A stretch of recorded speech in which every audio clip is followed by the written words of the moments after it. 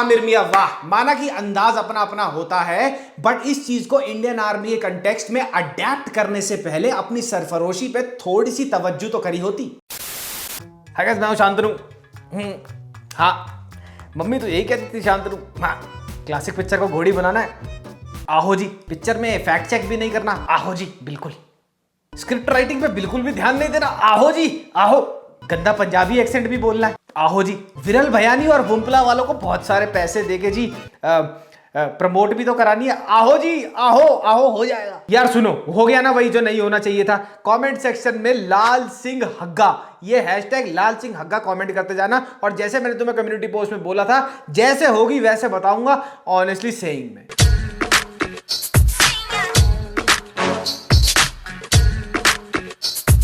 तो गाइस, सबसे पहले ना लाल सिंह चड्ढा के बारे में मैं एक ऐसी बात करना चाहता हूं जो जितनी होनी चाहिए उतनी हो नहीं रही है, और साथ ही साथ इसको क्रिएटिव लिबर्टी बोल के ना तुम चलता नहीं कर सकते। ये चीज इस पिक्चर में फैक्चुअल और फंडामेंटल डिजास्टर तो है ही है, but it also baffles me to realise कि भैया इस पिक्चर के मेकर्स ने इस बात पे तवज्जो ही नहीं दी कि ये लोग क्या दिखा रहे हैं। और मैं बात कर रहा हूं इस पिक्चर में दिखाई हुई glaring misrepresentation of the enrolment process of the soldiers in the Indian armed forces. अब जिन लोगों ने फॉरेस्ट गंप देखी है उन्हें पता होगा, बट जिन्होंने नहीं देखी मैं उनको शॉर्ट में बता देता हूं कि फॉरेस्ट गंप जो एक मेंटली चैलेंज लड़का होता है, जब वो यूएस आर्मी ज्वाइन करता है, तो वो moment in the story of him joining the US Armed Forces is a very important part in the story. अब आमिर खान और इस पिक्चर के मेकर्स ने अपनी कच्चियां घिसवा के इस पिक्चर के राइट्स खरीद लिए, स्क्रीन प्ले भी हूबहू टेप मारा, बट किसी ने भी बैठकर अपना 37 ग्राम दिमाग लड़ा के ये नहीं सोचा कि फॉरेस्ट गंप पिक्चर में फॉरेस्ट गंप की मिलिट्री में जो भर्ती होती है वो एक नॉर्मल भर्ती नहीं होती, वो भर्ती होती है उसकी मिलिट्री के अंदर under a dark experiment which was called project 100,000। इस डार्क, कोवर्ट और इनह्यूमन प्रोजेक्ट को, रिक्रूटमेंट प्रोजेक्ट को स्टार्ट किया था then US defence secretary Robert McNamara ने, और ये इतना ज्यादा कंट्रोवर्शियल था कि इसका नाम रखा गया मैकनमाराज मिसफिट्स। मिसफिट्स सोचो क्यों रखा गया होगा। इस प्रोजेक्ट्स का नाम मैकनमारा मिसफिट्स या मैकनमारा मोरॉन्स इसलिए पॉपुलराइज हुआ क्योंकि उनको डायरेक्टिव्स थे कि स्पेसिफिकली 1 लाख ऐसे लॉन्डो को रिक्रूट करना है, स्पेशली वियतनाम वॉर में ठूसने के लिए, जिनकी मेंटल कैपेबिलिटी जो है ना वो मिलिट्री स्टैंडर्ड्स को मैच ही ना करे। क्या?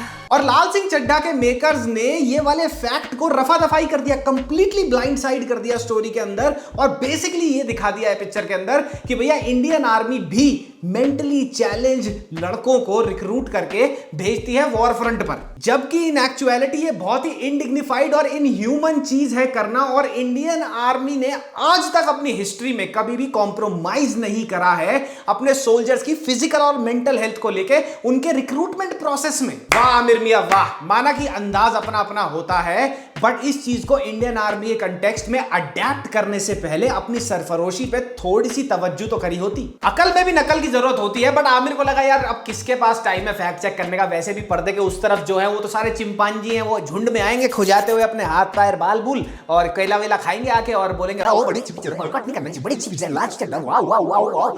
वो ये करके चले जाएंगे। फैक्ट के बारे में तो किसी को पता ही नहीं चलेगा, और वैसे भी मेरे को तो हर जगह जाके सॉरी बोलना है प्रमोशन करने के लिए पिक्चर का, और कॉफी विद करण पे भी तो जाना है, तो फैक्ट चेक करने का टाइम कहां है। और सुनो, ये बेवकूफी का मैंगो शेक यही खत्म नहीं होता। इस मैंगो शेक के ऊपर खस, रूह अफ़ज़ा और ड्राई फ्रूट की टॉपिंग डाल के और क्रीमी बना दिया जाता है, जब ये भाई साहब आमिर खान भाई साहब का mentally challenge character war front पे जाके अपने घायल सोल्जर्स को सेफ्टी पे लेके आने के दौरान एक पाकिस्तानी सोल्जर या मिलिटेंट, वो क्लियरली नहीं बताया गया, उसको भी साथ में ले आता है।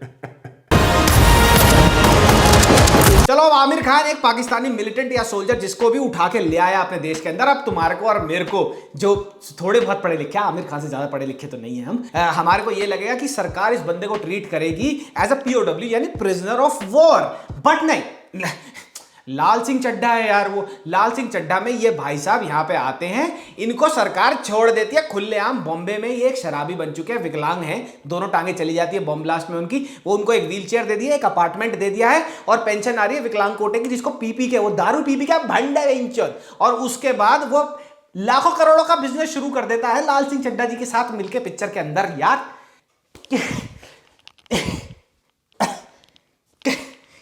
चाहिए। अरे रुको, असली कहानी में मजा तो अब है। इन भाई साहब को जो पाकिस्तानी पीओडब्ल्यू होने चाहिए थे इंडिया में, वो अब करोड़पति तो बन ही चुके हैं, अब वो वेल सेटल्ड है, बस एकदम अपना करोड़ों है। तो उनको लगा थोड़ी फिलेंथ्रॉफी करी जाए, तो वो एक दिन टीवी पे देख लेते कि कसाब पकड़ा गया है जी, कसाब पकड़े गए हैं। उनको जाके ना अब ये लगता है कि मैं पाकिस्तान जाऊंगा और कसाब जैसे जो और वहां पे ब्रेन वॉश करे जा रहे हैं उनके लिए ना मैं स्कूल खोलूंगा। नहीं है वेंच स्टोरी है, नहीं है स्टोरी, मैं वहां है नहीं है। Through out the film Aamir Khan की एक्टिंग की हालत बिल्कुल वैसी ही है जैसे एक चौथी क्लास के बेचारे लौंडे की है, जो सुबह सुबह स्कूल की बस मिस ना हो जाए इस चक्कर में पॉटी नहीं करके आया, और अब वो स्कूल पहुंच गया है। प्रेशर बड़ी तेजी से आ रहा है, टीचर टॉयलेट जाने नहीं दे रही, और उसको ये लग रहा है कि अगर वो ज्यादा हंसेगा अपने दोस्तों के साथ तो उसकी पॉटी निकल जाएगी। पेट पलई पर जावे, मन नहीं पड़ता। आमिर भाई साहब ने, it hurts for me to say this, कि पहली बार ना मेरे को उसकी एक्टिंग क्रिंज लगी। जितनी भी उन्होंने हरकतें पकड़ी है ना कैरेक्टर की, उन्होंने मिमिक करने की कोशिश करी है टॉम हैंक्स का character, which is almost nearly impossible, but यहां पे उन्होंने जो भी किया है ना पिक्चर में, it will cringe you out. Aamir भाई साहब towards the end of the film 4 साल भागते हैं, दिखाया जाता है इनको 4 साल भागते हुए, बट ये 4 साल में जो भाग रहे होते हैं, पहले के 1-1.5-2 साल तो किसी को पता ही नहीं लगता ये कौन होते हैं। ऑल्दो ये पहले ही एक दिग्गज रूपा अंडरवेयर बनियान बनाने के चक्कर में एक दिग्गज बन चुके होते हैं, और ये टाइम्स मैगजीन के फ्रंट पेज पे आ चुके होते हैं। बट सरप्राइजिंगली जब ये शुरू के 1-2-3 साल भाग रहे होते हैं, media had no clue that who he was. कैसे?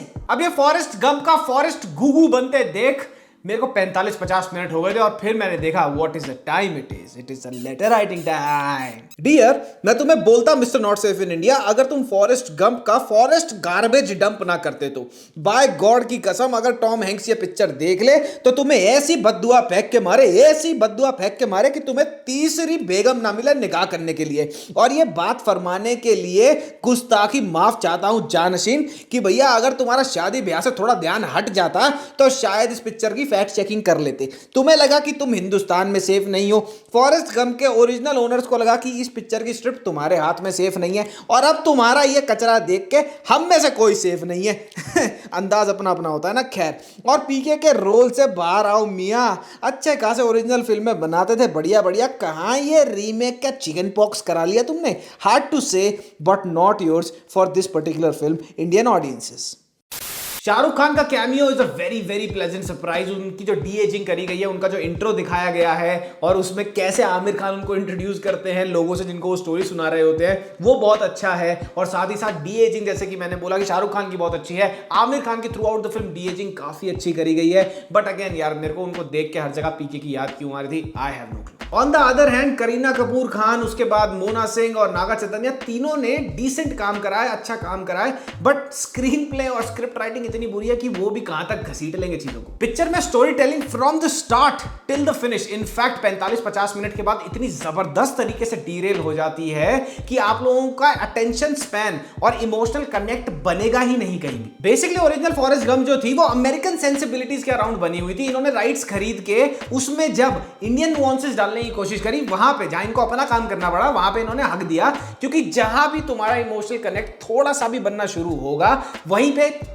कहानी कहीं पे भी चली जाती है। डिस्टॉर्टेड है भैया स्टोरी टेलिंग पूरी पूरी पिक्चर में। एक जगह भी मेरे को कहीं भी, प्रॉबली एक थोड़ी सी जगह मुझे रोना आया होगा, but rest of the film I was just what is happening? And even if you haven't seen the film, I have seen the film, but मैंने भी 10 साल पहले देखी थी, and अभी मैंने ये पिक्चर देख के मुझे कोई इमोशंस नहीं इवोक हुए यार। एंड जस्ट बिकॉज पिक्चर की सिनेमेटोग्राफी अच्छी है, कुछ शॉट्स बड़े अच्छी तरह लिए गए हैं, बैकग्राउंड म्यूजिक अच्छा है, ओवरऑल गाने अच्छे हैं पिक्चर की, but let me tell you this fact that nothing will ever make up for a flawed adaptation of a classical film. इनकी पूरी की पूरी अडैप्शन की ये कोशिश डिजास्टर में तभी तब्दील हो गई थी जब इन्होंने पूरी की पूरी स्टोरी के अंदर जो एक अमेरिकनाइज तरीके से लिखी गई थी, स्क्रीन पे करा गया था, उसका स्क्रिप्ट राइटिंग करी गई थी, उसमें इंडियन नुआंसेस डालने की कोशिश करी, एंड देन वो कंफ्यूजन स्क्रीन पे निकल के आने लगे कि भैया ये क्या कर रहे हैं, इनको खुद भी समझ नहीं आ रहा। और अगर एक लॉजिकल बात करी जाए कि जिन लोगों ने ये पिक्चर नहीं देखी है ओरिजिनल फॉरेस्ट गंप, उनको लाल सिंह चड्ढा कैसी लगेगी,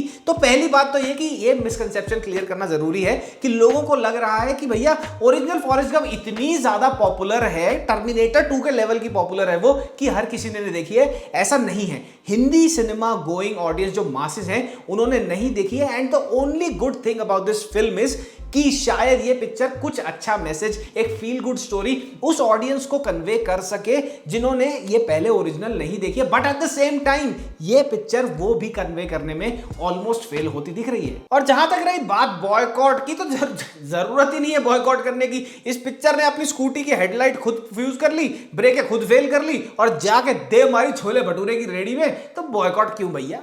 इस पिक्चर को रीमेक करना एक गारगैंचुअन टास्क था और ऑल्दो इसका ट्रेलर काफी क्रिंज लगा था मेरे को भी, लेकिन मुझे कहीं ना कहीं उम्मीद थी कि आमिर खान एक बहुत ही फाइन एक्टर और एक बहुत ही फाइन विजनरी है when it comes to making good films, और भैया कुछ और ही दिखाए यहाँ तो अगर तुमने ओरिजिनल फॉरेस्ट गंप देखी है तो मेरा तो यही कहना है कि भैया तुम इसको मत देखना, मजा खराब हो जाएगा। और अगर तुमने ओरिजिनल फॉरेस्ट गंप नहीं देखी तो तुम इसको एक बार जरूर देख सकते हो, तुम्हें कुछ कुछ जगहों पे मजा आएगा, पर तुम भी जो जो चीजें इसमें सेंसलेस हैं वो तुम्हें बहुत आराम से समझ आ जाएगी।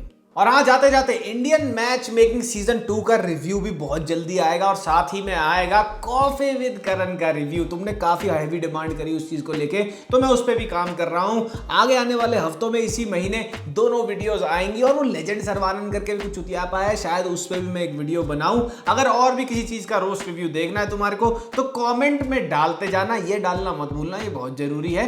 तब तक के लिए मामा मियां लजानिया पप्पी गुड बाय, पेंट से हाथ निकाल लो दुष्टों।